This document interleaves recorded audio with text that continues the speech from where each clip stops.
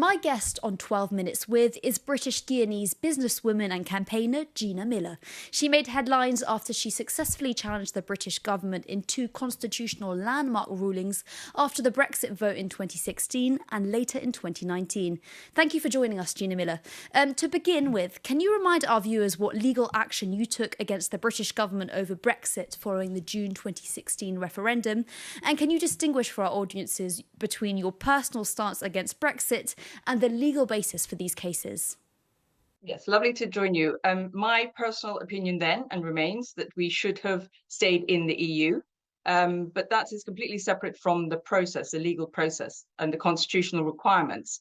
And my cases, the first against Miller one against Mrs. May, was because she was trying to trigger Article 50 to leave the European Union, to begin that process by bypassing Parliament. And on the second occasion, exactly the same, Boris Johnson, the Prime Minister, was going to try and close down Parliament, what we call prorogation, for a long period of time, which again would have meant that Parliament would have no say and we would crash out with a no deal, both of which are Prime Ministers putting themselves above the law. So irrespective of my personal support for remaining, this was very much more about the process and ensuring the prime ministers could not put themselves above the law. Because we have, ironically, if you remember, everyone talking about parliamentary sovereignty, it was about defending parliamentary sovereignty. And 10 years on from the referendum, can you paint a picture of where it's left the country, both economically and politically? It's been a decade of decline. Unfortunately, there was no plan, which is always something I suspected, that the Brexiteers, the Leavers, had no plan for what would happen if they had won. And that has unfortunately played out in the fact that there is a confirmation that our economy has been damaged by around 4 to 5. Actually, now most economists say it's about 5% GDP. We have a real lack of foreign investment into the UK. I mean, there is almost non-existent foreign investment in the UK. We have instability in our politics. We have now, instead of the traditional two-party systems, we very much now have a five-party system, and the country has become more divided. I mean, Brexit, the whole referendum, the dishonesty and the way the division that was sown has damaged our country. So it is now a place that is very much a populist country.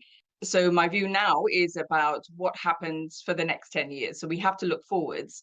And I'm hoping for a leader, now that our Prime Minister has resigned, I'm hoping that a new leader of the Labour Party has a plan and a strategy and can give some clarity on the direction of travel, on our relationship with Europe, from the point of view of our economy, prosperity, defence, which is so important, and also tackling the big issues such as AI and the environment. And before we look forward, just to finish looking backwards, from your perspective, what are some of the biggest lies about Brexit that never came true? And in contrast, have any promises?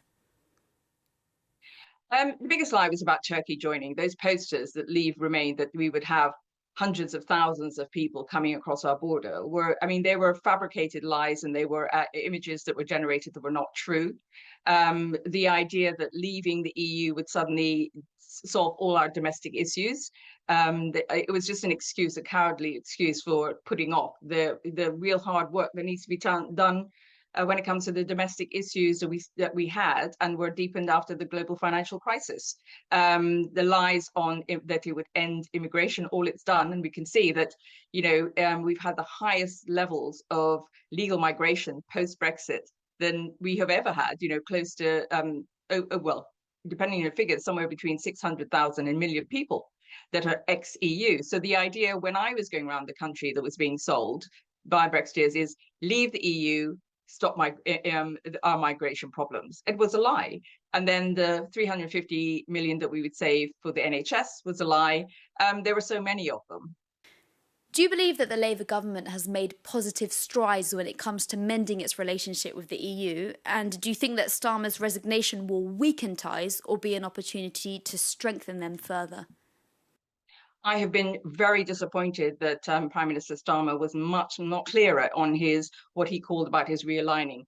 I don't understand the not agreeing to a youth mobility scheme when we have one with 13 other countries, and restoring that opportunity for our young people. The idea of not pursuing a much closer relationship in a formal way. To my mind, the door is open on a Swiss type agreement, and I think that's something we should be very clear about. And I think rather than cherry picking here, there, and everywhere in tiny little steps, I'm hoping the opportunity is there for the new leader, a new leader, to be much bolder and talk about alignment. As I said, from my personal point of view, I think what is achievable before the next general election, because we've got reform, lurking over our British politics, and possibly a reform type government after the next general election, that to me, a Swiss style agreement, we have got to do something like that make sure that the door is kept open to one day perhaps rejoining, because that's what I'd like to see. But I don't think we have the political bandwidth in either Europe or the UK to be talking about that right now. And how positively do you feel about the upcoming UK-EU reset talks? From your perspective, what's lacking in these talks with the EU, both in terms of political will and concrete measures? I think on our side, it is that the red lines are nonsensical to me, such as I said, I mentioned the youth mobility scheme. I think it's great that we're going to have some of the changes when it comes to agriculture and reducing of some of the red tape, but it's not enough. Our businesses are on the floor. We need much more. We need a relationship that actually reverses some of the damage when it comes to the paperwork, the burden on businesses, that will attract foreign investment and will actually stop the drift towards lower regulation, where too many of our politicians on the right want us to go to. So I think it's really important that we have those closer relationships. And do you believe that there's a chance that Brexit could ever be reversed? And if not, why? And if so, in what time frame? I think the process, we have, this is not about surrender when I say that it's not rejoining maybe sometime in the future. It's about the reality of where we are. The reality is that there are other people ahead of the queue. Why should we be given special treatment? There are other member states who are ahead of, or other countries ahead of us. Secondly, we would have to have, I think, much more of the population in the UK wanting it. The figures are for rejoin, but I don't believe that there is enough of the population. It is not a big enough gap yet. And also the time. We are facing so many crises geopolitically in the world, that I don't think we have a time for our parliaments, both in the EU and the UK, to be occupied with negotiating a rejoining deal. It would take out all the energy that's needed elsewhere. And you decided to take the government to court over its handling of Brexit, which made you kind of public enemy number one for Brexiteers. But from your perspective, would you say there's a culture of political apathy in the UK compared to European neighbours?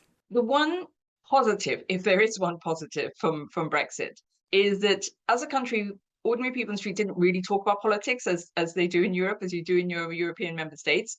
Now people are much more engaged. And that's why we are seeing so many of the new parties that are coming up. And, Greens party doing so well, the new extreme right party, Restore. People are more engaged. And that is a positive, because actually a healthy democracy requires people to be more engaged. That said, it is also very divisive politics. So, there's good and bad to that. But I think the problem is that we don't have politicians with courage. We do not have politicians that are spelling out the difficulties of where we are, not just to do with Europe, because there are so many economic and domestic problems that we have in the UK. They're not sort of telling people the honest truth about where we are and the hard choices we need to make to get to a better place. And that includes increasing, we can't do very much if we don't have money in the coffers. And one of the things we need to do is to ensure that we can increase our GDP and investment from abroad. And the markets and investors, if there was a plan that they could see, not just people in the UK, that sense of stability and a direction of travel would actually increase the confidence that people have. And at the moment, very few people, be it businesses, investors, and the public themselves, have confidence in our politicians. And you faced a huge torrent of online abuse when you took the government to court over Brexit, and this led you to be protected by an anti-terrorism brigade. How dangerous has it been for you to be an outspoken critic of Brexit? And do you believe that there's still a risk in being this outspoken today? Unfortunately, it came with death threats and, the violence. People went to prison because of the death threats against me. It was not something I ever envisaged I mean, I knew there would be a backlash, but I didn't think it would be of such a violent nature and such an abusive nature. And I'm afraid as the anniversary, the 10th anniversary now means that, because for a long time, the B word was not mentioned by politicians.